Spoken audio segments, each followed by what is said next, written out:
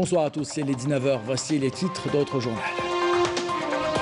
Le dernier rapport de la Banque mondiale prévoit une croissance économique de 3,8% pour notre pays cette année.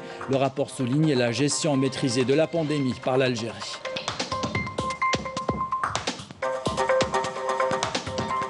Nous revenons dans ce journal sur un événement tant attendu par l'écosystème start-up. Le label Start-up est né. Quelles entreprises sont concernées? Comment le demander? Réponse dans un instant. L'enquête de ce journal nous plonge dans les violences conjugales. Les victimes brisent le mur du silence pour défendre leurs droits. Les associations les encouragent à ne pas se laisser faire. Quelle sanction est prévue par la loi contre les auteurs de ces crimes? Réponse tout à l'heure.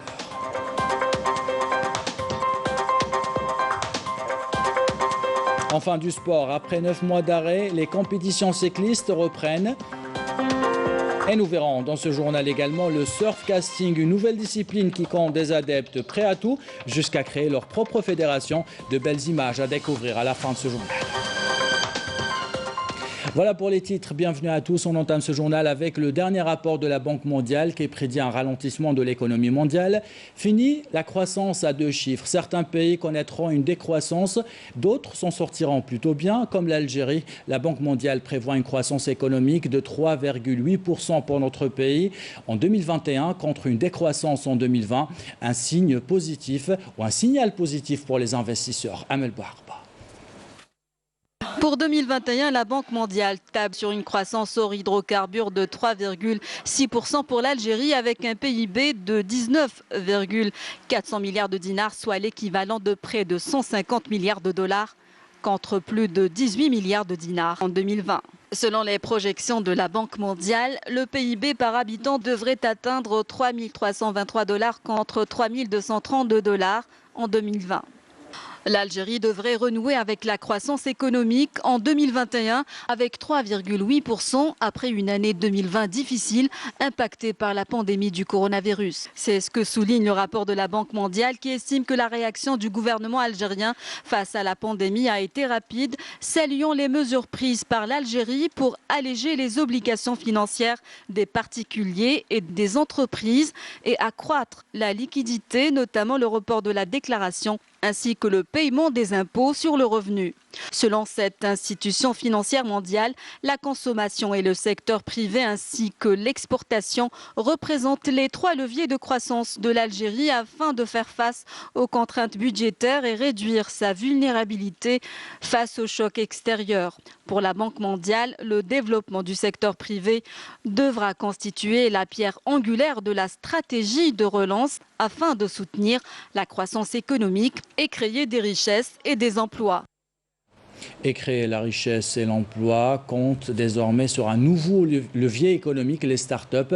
Mais qu'est-ce qu'une start-up finalement? Le ministère chargé de l'économie et de la connaissance des start-up a tranché. Les entreprises qui répondent à des critères internationaux reçoivent désormais un label, le label start-up. Une première cérémonie a été organisée hier pour décerner ces labels. Elle a été présidée par Yassine El Mahdi Walid, ministre délégué chargé de l'économie, de la connaissance et des start-up. Les détails avec Amel Bouharba.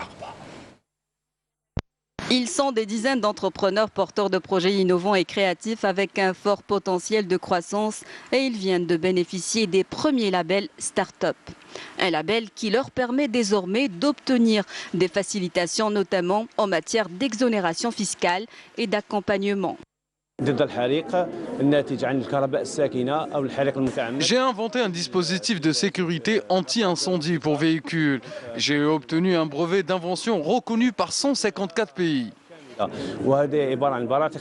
Cette rencontre a été également une occasion pour les start-upers de mettre l'accent sur les difficultés rencontrées, notamment celles relatives à l'accès au financement, aux locaux et aux modalités d'exportation. Pour les zones d'activité, les zones qui souffrent en matière de store, parce que j'étais employé à Naya. On est déjà en train de le faire avec certains secteurs. D'autres secteurs, tous les secteurs qui font. Et Inch'Allah, dans les plus brefs délais, on va avoir des produits qui peuvent concurrencer même le marché international. Il s'agit d'un nouveau fonds de financement des projets qui repose sur le capital risque, contrairement aux mécanismes déjà existants qui financent les projets avec des crédits. L'ensemble des dossiers que nous avons reçus sont traités de manière rapide et sans bureaucratie. La procédure se fait en ligne via une plateforme électronique.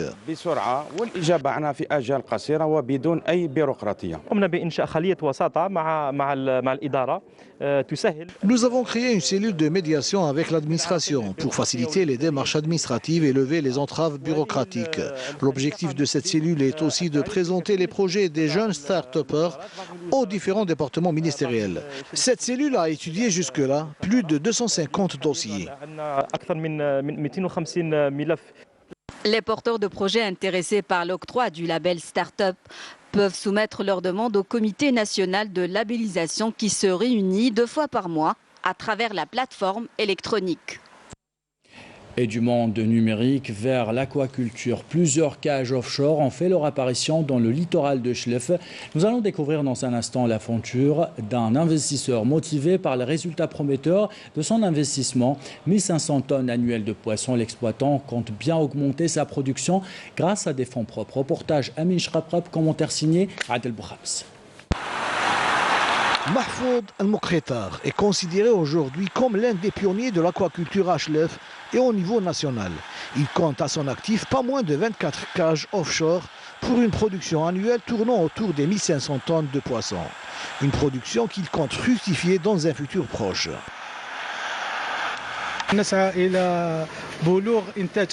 Pour l'année en cours, nous espérons atteindre les 2500 tonnes de dorade royale et de loup de mer. Notre effectif est composé de 50 ouvriers de différents métiers de la mer. Nous comptons réaliser une unité de conditionnement de poissons répondant aux normes internationales en la matière. Il ne nous manque que le permis de construire que devrait nous octroyer la commune.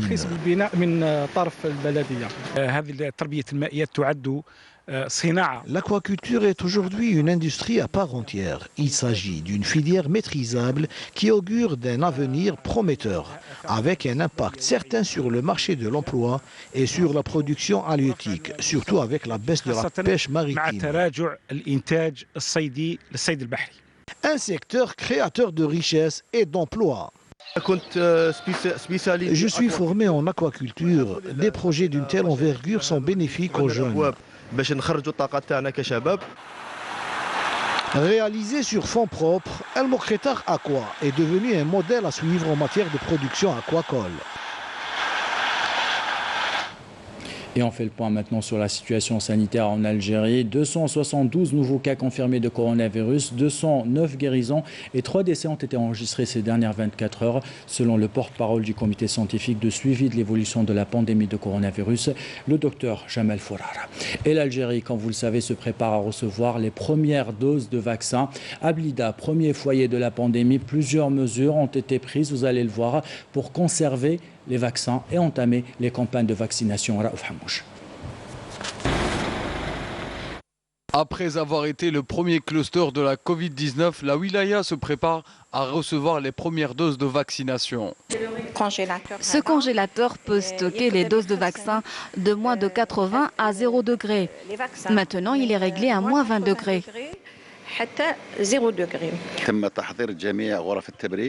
Nous avons réparti 18 chambres froides à travers les structures sanitaires de la région. Ajouté à cela, nous avons acquis 4 congélateurs qui peuvent stocker les vaccins jusqu'à moins de 80 degrés, en plus de 33 chambres froides destinées aux opérateurs économiques. Les préparatifs vont bon train. Plusieurs bureaux de consultation et de vaccination ont été installés à travers les différentes structures sanitaires de la wilaya.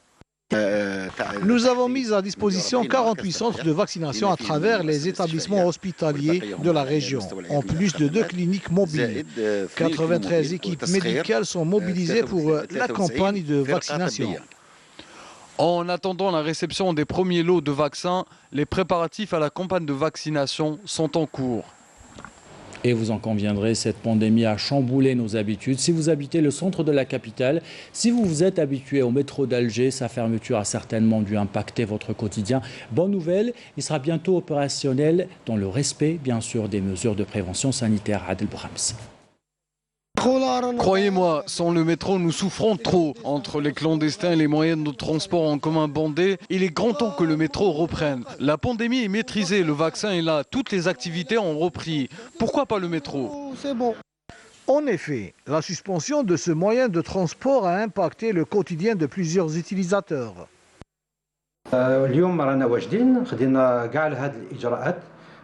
Aujourd'hui, tout est fin prêt pour assurer aux utilisateurs du métro les conditions de prévention sanitaire nécessaires et lutter efficacement contre la propagation du Covid. Pour lutter encore contre la propagation de cette pandémie, Inch'Allah. Pour avoir une meilleure idée sur l'application de ces mesures de prévention, une visite à la salle de contrôle du métro d'Alger a été organisée.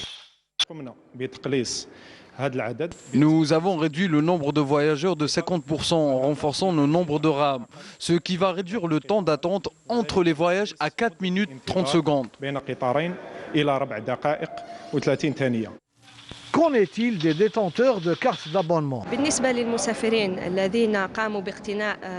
Pour ce qui est des abonnés ayant payé leur redevance avant la fermeture du métro à cause de la pandémie, nous tenons à les rassurer. Dès la reprise des activités du métro, ils seront invités à se rapprocher de nos agences commerciales pour que leur abonnement soit reconduit.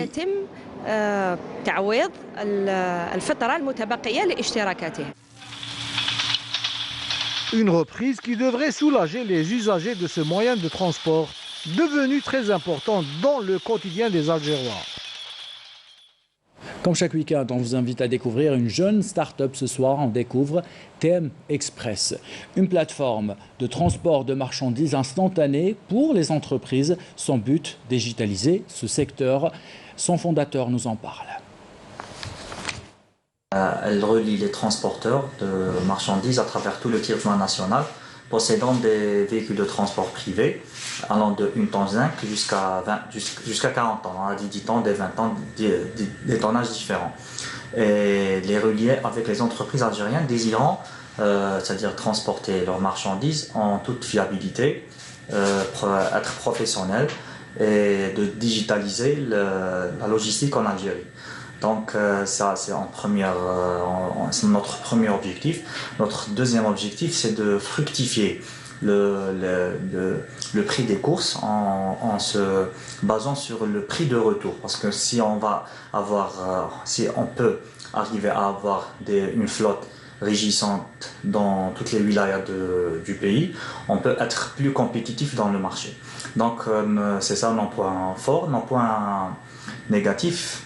Je pense que n'importe quelle entreprise a des points négatifs, mais on essaie toujours de surmonter et d'aller de l'avant.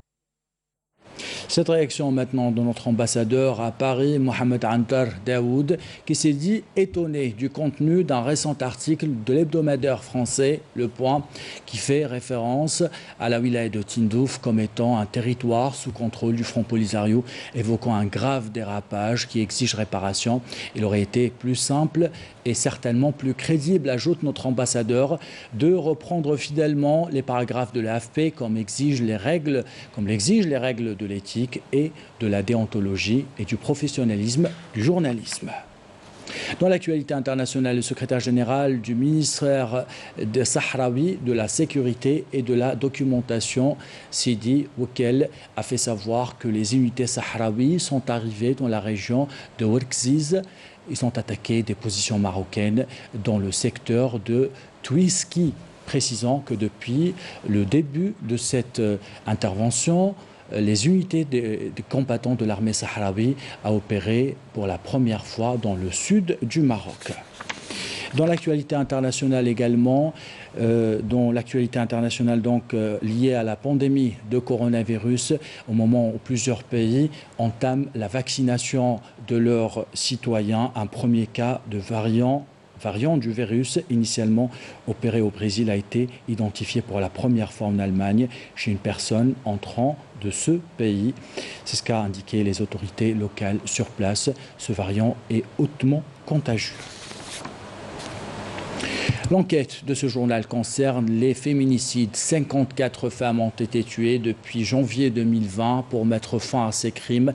Des associations s'organisent, vous allez le voir, pour défendre le droit des femmes algériennes. Elles font de la sensibilisation pour expliquer aux victimes leurs droits. La gendarmerie nationale reçoit des dizaines d'appels chaque jour, principalement des violences conjugales. Dénoncer est-il suffisant? Quelle sanction est prévue par la loi contre les auteurs de ces crimes? Réponse dans cette enquête signée Nasrim Ben Saïd. Toutes ces femmes ont un point en commun, elles ont toutes été victimes d'un féminicide. Depuis le 1er janvier 2020, 54 femmes ont été tuées contre 75 en 2019. Elles n'ont pas eu la chance qu'a eu Malika, cette jeune femme enlevée en plein milieu de la nuit par son ex-fiancé.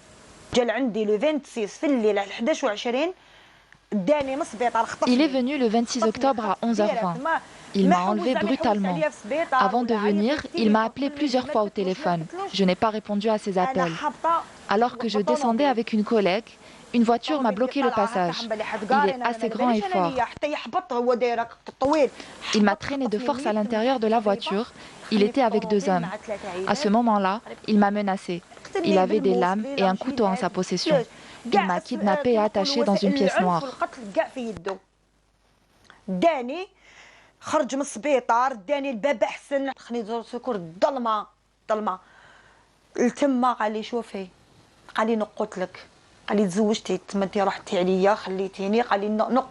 Le féminicide, ce phénomène qui prend de l'ampleur en Algérie et dont l'une des causes principales est la violence conjugale. Nous sommes ici dans l'un des centres d'écoute relevant de la gendarmerie nationale. Il n'aura fallu que quelques heures pour qu'un appel soit enregistré.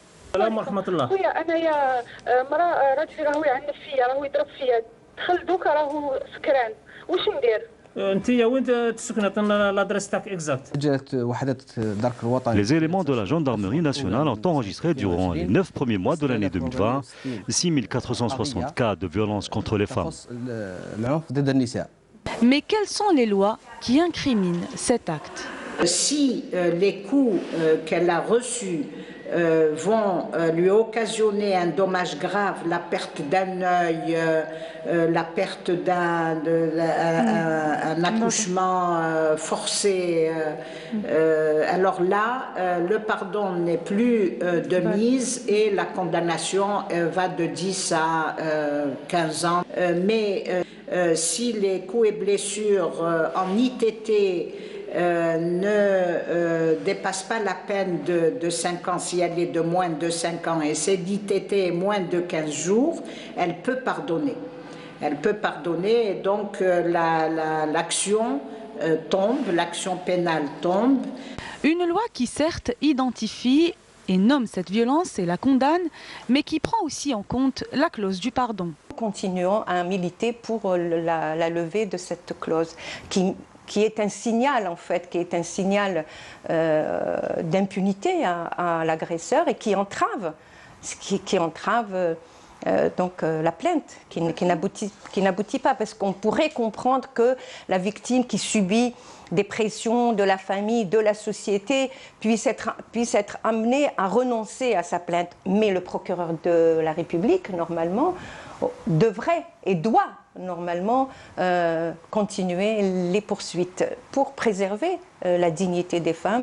Plusieurs actions de solidarité ont été menées à travers les réseaux sociaux, revendiquant la dignité des femmes et leurs droits, notamment après la mort de Sheima, une jeune femme sauvagement assassinée et brûlée. Dans un collectif qui regroupe plusieurs associations et collectifs et initiatives, dans ma propre initiative qui s'appelle le Journal féministe algérien.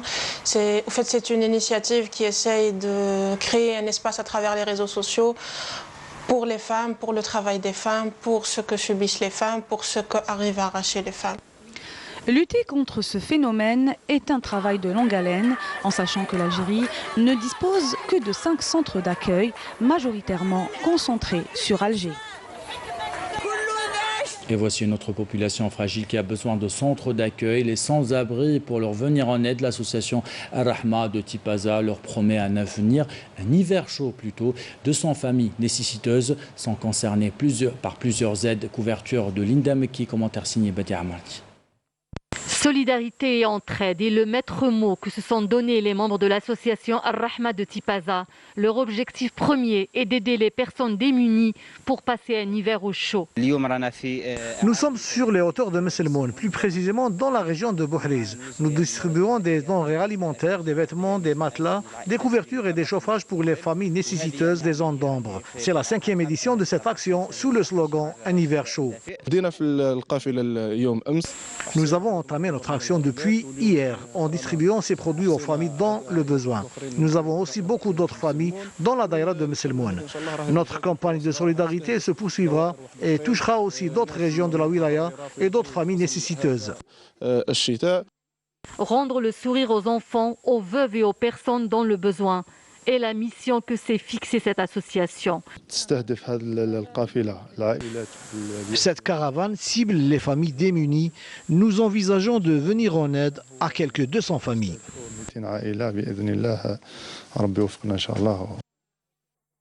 L'opération se poursuivra pour acheminer toutes les aides aux familles concernées à travers toutes les communes de la wilaya de Tipaza. Dans l'actualité sportive, l'équipe nationale de handball affrontera ce soir à 20h30 l'équipe de Norvège. Le match sera retransmis en direct sur la chaîne 1 de l'EPTV. On souhaite bien sûr bon courage à l'équipe nationale. Du foot à présent, on découvre ensemble les résultats de la 9e journée de Ligue 1. Un score fleuve a été enregistré dans les 10 matchs joués aujourd'hui. Détail avec Linda Tepoul.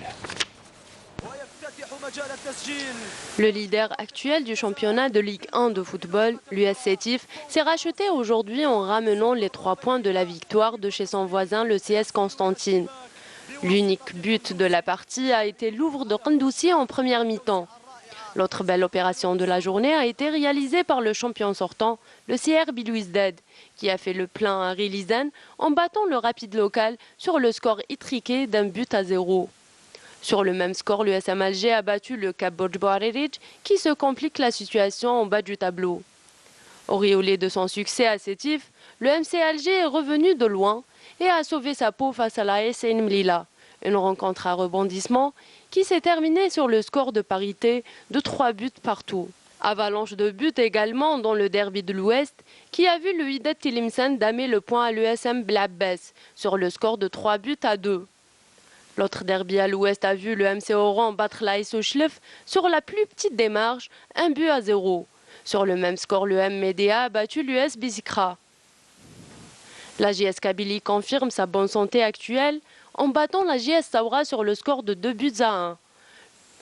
Le Parado Athletic Club s'est défait logiquement de la GSM Skikda sur le score de 3 buts à 0. Le match des mal classés entre le Najd et le NC Magra s'est terminé sur le score de parité d'un but partout. Un score qui n'arrange pas les affaires des deux clubs du bas du tableau. Et si vous êtes un amateur des 2 roues, vous pouvez sortir votre vélo. Les compétitions ont repris après 9 mois d'arrêt. Une première compétition a été organisée aujourd'hui dans la nouvelle ville de Sidi Abdallah avec la participation de près de 150 cyclistes. Sarah Derbel était sur place. Après le football, c'est au tour du cyclisme de reprendre les compétitions à travers le challenge de la nouvelle ville de Sidi Abdallah. Cette année, c'est l'année olympique. On est pratiquement à 6 mois des Jeux olympiques. Donc ce genre de manifestation va encourager les athlètes donc, à être prêts à ces manifestations majeures. On est là pour les encourager et surtout, vous avez vu l'engouement qu'il y a ici à Sidi Abdallah. C'est une ville qui incite à la pratique sportive. Et puis moi j'ai toujours dit, un esprit sain dans un corps sain. il faut faire du sport, il faut surtout le faire pratiquer à nos enfants. On est très content après avoir reçu le feu vert du pouvoir public. Donc cette compétition, ça sera c'est une étape préparatoire pour les équipes nationales, spécialement que notre élite nationale se prépare pour les Jeux Olympiques. En même temps, il y a un objectif très proche, c'est les championnats d'Afrique des nations qui sera au mois de mars en Égypte. Donc on est très content. Je remercie tous les pouvoirs publics qui ont contribué pour la bonne réussite de cet événement. Et après plusieurs mois d'arrêt, les cyclistes ont affiché leur satisfaction et leur joie de reprendre la compétition, particulièrement les coureurs d'élite qui se préparent pour les prochaines échéances. Quand on compare les chiffres et les données de notre forme, on a vraiment baissé, on a un manque vraiment de compétition, donc on est très ravis de reprendre, même si tardivement, mais mieux vaut tard que jamais. Donc voilà, aujourd'hui c'est la reprise, j'espère que ça ne va pas être la dernière course. Il n'y aura pas d'annulation surtout parce qu'il y a un riche programme, je crois, que la fédération a mis au point. والحمد لله كانت الحاله الحمد لله كانت مليحه باركور كان بيان ان شاء الله منا القدام تكون نتائج احسن ما احسن ان شاء الله. Cette première étape ouvre la voie à d'autres manifestations du même genre avant d'entamer les grandes compétitions du cyclisme. Et on termine ce journal avec le surfcasting ou la pêche à ligne dans les vagues. Ces adeptes se sont donné rendez-vous cette semaine à Décalplage pour une compétition. Les organisateurs rencontrés par Riles Ould Hamouda en la pêche, vous allez le voir. Ils souhaitent désormais s'organiser en association et en fédération pour mieux défendre cette discipline. Reportage. Décalplage était le théâtre d'une compétition de pêche en bord de mer. Une discipline que l'on nomme surfcasting. Des cannes en carbone de 4,20 m à 4,50 m, spécialement dédiées à la pêche en bordure de plage. Le tout équipé de lignes en nylon, montées avec la plus grande précision. Pour le surfcasting, c'est une technique de lancer sur les vagues. Pour la pêche sportive, c'est une technique de pêche pratiquée par des personnes en possession d'une licence sportive et dans un cadre légal et réglementé. En surfcasting, le bon pêcheur doit dresser un état des lieux précis pour adapter son matériel, son appât et sa technique. Début de compétition, la matinée assez difficile, pas de touche. Mais à partir de 11h30, 10h30, alhamdoulilah, il y a eu quelques touches, de beaux petits marbrés. Dépassant la taille c'est-à-dire autorisée pour la pêche. Voilà, on a un ami qui pêche aussi. Inch'Allah, bon courage pour tout le monde. Comme vous voyez, c'est une belle journée. La mer, elle est belle, toutes les conditions sont réunies. Bon, on utilise plusieurs appâts. On a la crevette grise, le calamar, la sépia, c'est-à-dire les appâts autorisés, bien sûr. On n'a pas le droit d'utiliser le ver de terre et tout. Cette compétition rentre dans le cadre d'un championnat organisé par le Comité national de la pêche sportive, un championnat qui a débuté en 2019. On invite toutes les personnes qui peuvent nous aider à développer ce sport-là, à créer. On est en train de créer des clubs, on est en train de créer des associations, on est en train de créer une pyramide qui va nous permettre dans un futur moyen, Inch'Allah, d'avoir une fédération et de mieux gérer ce sport-là. La pêche sportive, une discipline en pleine émergence, où tout reste à faire. Ainsi va l'actualité. À la fin de ce journal, l'équipe de la rédaction qui l'a préparé, l'équipe technique qui l'a réalisé. Vous remercie de l'avoir suivi. Merci pour votre fidélité. Belle soirée.